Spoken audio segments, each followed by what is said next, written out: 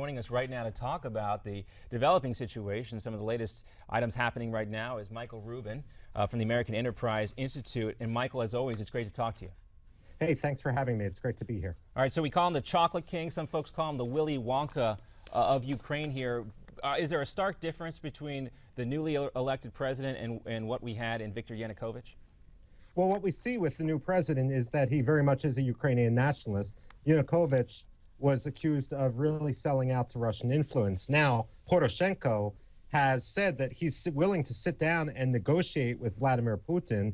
He still wants to deal with the situation in the breakaway eastern provinces, but he shows that he's going to be no one's fool. The problem is simply a willingness to deal with this through diplomacy isn't going to be enough because the ball is still in Vladimir Putin's hands. Yeah, let me follow that up because it doesn't seem like the United States is even able to deal with Vladimir Putin at this point. So how can we expect a newly elected Ukrainian president, who some folks still doubt the legitimacy of the election in the first place, how can we expect him to stand up to Putin?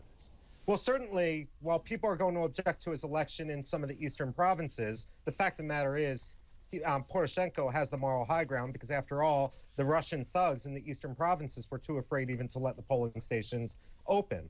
That said, the only hope in this, and I don't really hold out too much hope, is the fact that Vladimir Putin has clearly bit off more than he can chew. He was afraid, he was assuming that the Ukraine would simply roll over and cry uncle, and they've shown that they're not willing to do that. Michael, what do you make of this election? Would you say it was free and fair? Absolutely, it appears to have been free and fair. The problem was, in the breakaway eastern provinces, the Russian-backed militias refused to allow any of the polling stations to open. In Donetsk itself, the city that is, there wasn't a single polling station opened. Yeah, and we've seen increased violence today in Donetsk as the Ukrainian government tries to reassert itself in that region. Michael, I want to quickly focus on something President Obama said in reaction to the election here. Despite provocations and violence, millions of Ukrainians went out to the polls throughout the country and even in parts of eastern Ukraine where Russian-backed separatist groups sought to disenfranchise entire regions. So what you're saying here is essentially kind of agreeing with President Obama, despite everything that Putin may or may not have done to try and disrupt these elections that they went through, and that everybody in the global community should view them as fair and valid.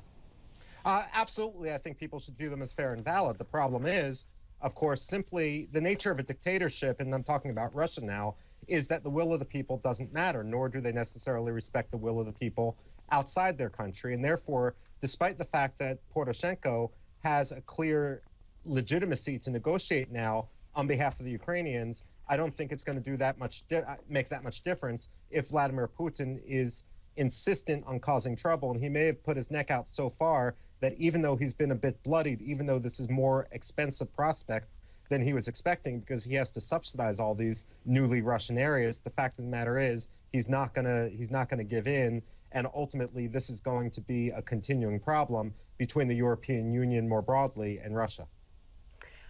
Michael, while Putin says he'll respect the outcome of this election, what do you think he'll do next? Well, ultimately, Vladimir Putin has also shown that you can't really trust his word. He can say anything, and unfortunately, there's too many naive people in the European Union and in Washington who are willing to believe him. As soon as we let our guard down, he makes another push into, be it the Ukraine, be it perhaps into the Baltics, Azerbaijan, or Kazakhstan. Ultimately, we've got to be on our guard. The big question I have is, what is the European Union going to do? Poroshenko says that he wants to have further integration with the European Union.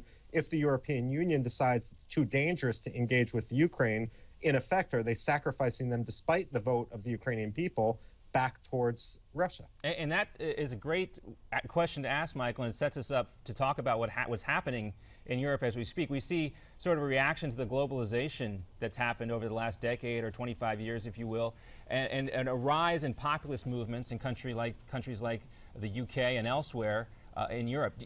Do you see Europe rejecting the Ukraine now and them kind of left with no choice other than to, find more help from Russia? I see them as two very different issues with regard to the rise of the far right in Europe. I mean, that has a lot to do with the increase in immigration and so forth, and a backlash about what it means to be European. But when it comes to the integration with regard to the Ukraine, unfortunately, this really has been an existential challenge to the European Union, and they've been found wanting. The French are still going ahead as of today with their helicopter carrier sale towards Russia. They've delayed it until October or November, but they haven't taken it off the table. Steinmeier, who is the foreign minister of Germany, he used to be chief of staff to Chancellor Schroeder, who, of course, is in bed with Gazprom right now. And it's not a surprise that the Germans are being very mercantile in their response. And, of course, the British are afraid really to do anything of consequence because Russian investment is pumping up the London real estate bubble. So ultimately, the European Union has got to decide what's more important, a short-term economic hit or long-term European identity, standing on principle, standing up for freedom or liberty. And is there any indication at this point, because we know that the United States has pushed him to take that short-term economic hit, is there any indication that there's more willingness for Angela Merkel or Francois Hollande to do that?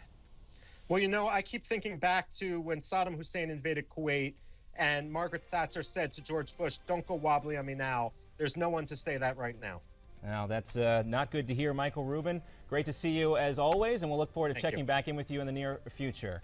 Not a lot of optimism there, and so we got to keep watching the situation in Ukraine, and especially it's confounding to see Vladimir Putin, a guy who seems so desperate based on his economy, continue to make strides that appear to be negative towards the interests of the United States. Indeed. We'll see how that unravels. All right, Francesca Page, thanks for sticking around with us. Of course, always a great opportunity for you to weigh in here on America's Forum. You can tell us, what do you think about the situation dealing with Ukraine now and the increased violence we're seeing in that region?